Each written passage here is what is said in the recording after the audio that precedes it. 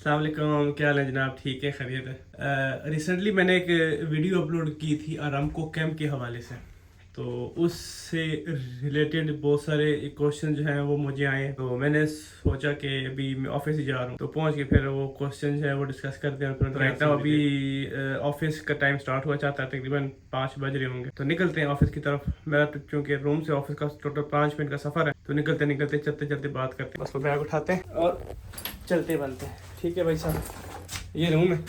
फिर से आपको दिखा रहे थे, पहले भी दिखाया है हमारा रूम। ये रूम का हाल वाल है।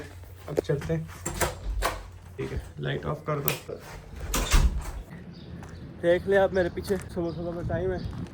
मैंने आपसे पहले शेयर किया था ये चीज़ यार कि ये फ़्लाइट के इश्यूज़ आ रहे हैं, और वो सुनने में यही आ रहा है कि दमाम का जो एयरपोर्ट है वो उस टाइम फ़िलहाल इंटरनेशनल फ़्लाइट्स के लिए बंद है, और मेरी जो फ़्लाइट है वो दमाम से ही है। तो दुआ कीजिएगा सर कि अल्लाह पाक कुछ बेहतरी का फैसला फरमाए, दमाम का एयरपोर्ट खुले, ये जंग जो है वो ख़त्म हो, अल्लाह पाक काफरों का मुंह काला करे।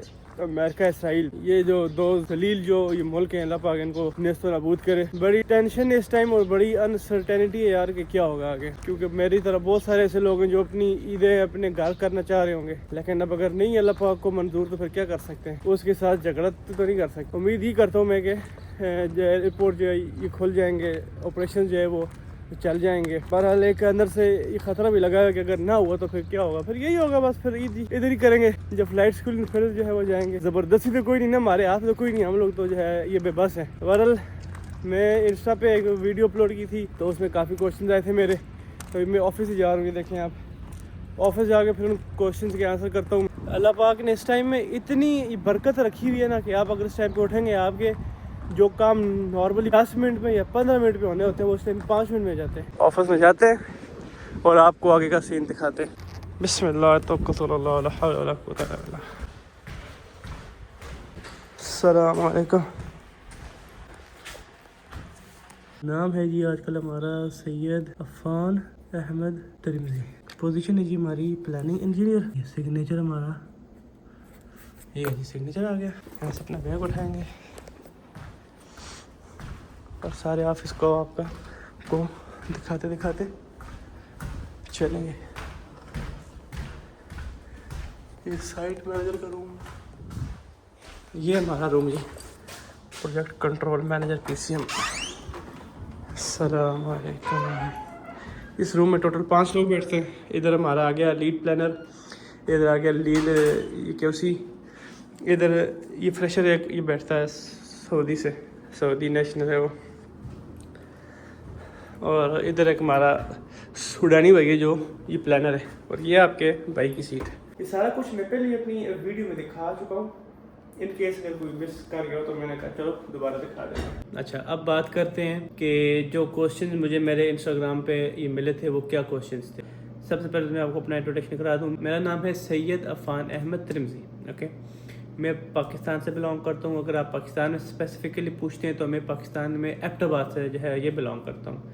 और जो मेरी जो क्वालिफ़िकेशन है, मैंने BS की हुई है, bachelors of science in electrical engineering, और मैं काम क्या करता हूँ basically I am planning engineer. ठीक है, सबसे पहले लोगों को जो मिसअंडरस्टैंडिंग हुई थी वो शायद उन्होंने टाइटल उस वीडियो का सही नहीं था पढ़ा।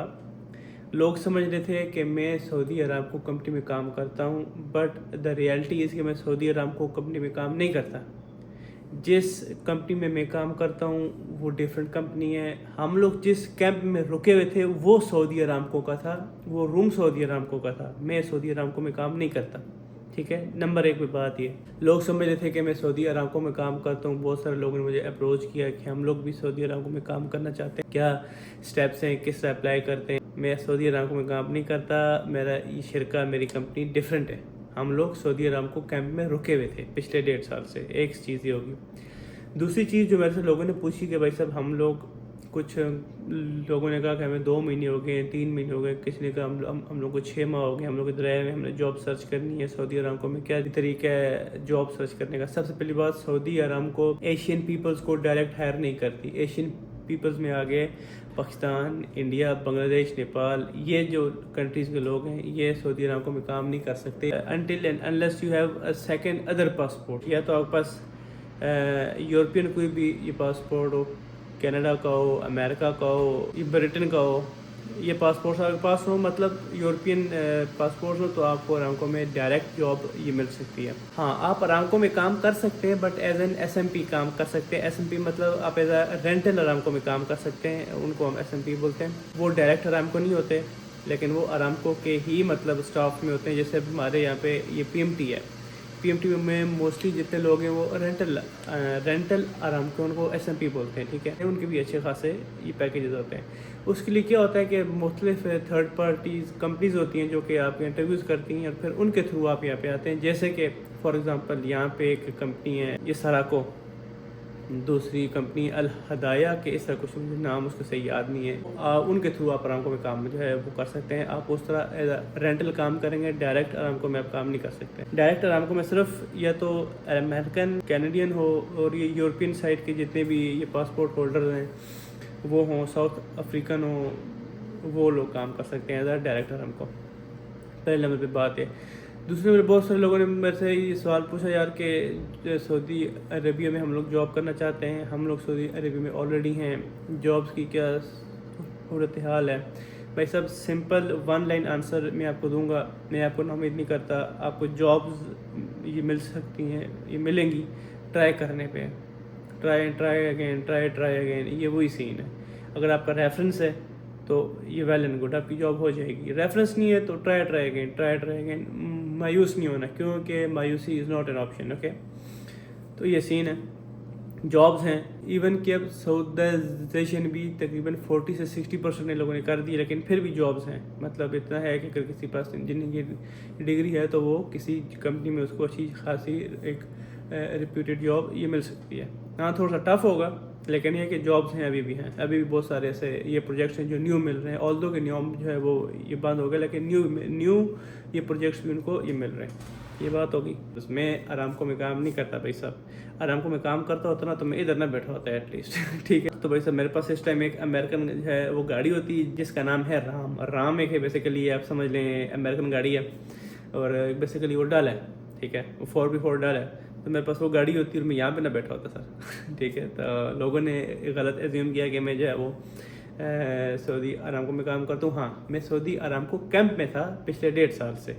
ड्यू टू सम रीजंस वो लोग मतलब उनका अपना स्टाफ नहीं था, उन्होंने हमें आर्जी तौर पे वहाँ पे रिहाइश दी हुई थी। तो अब तकरीबन मेरा काम एंड हुआ है तो मैं वापस जा रहा हूँ। तो अब यहाँ से हम ये साइन ऑफ करते हैं, इंशाल्लाह अपना ये व्लॉग जो आगे कंटिन्यू करते हैं। यकीन माने सारे दिन की थकावट एक तरफ और जिम करने के बाद जो थकावट होती है, जिम करने के दौरान जो थकावट होती है उस बाद जब बंदा अपना ये हाल दिखता है, और वो भी स्पेशली जब बंदा रोज़े से हो और रोज़े का भी आखिरी सा चल रहा हो और असर के बाद का टाइम हो, तो फिर जब बंदा अपनी ये हालत देखता है, ये देखे सारी शर्ट आगे से गीली है, पीछे से गीली है, जो सुकून आता है प्राइसलेस। आज 12वां रोज़ा है, अफ्तारी से तकरीबन आधा घंटा पहले का टाइम है और हम अपने रूम जा रहे हैं।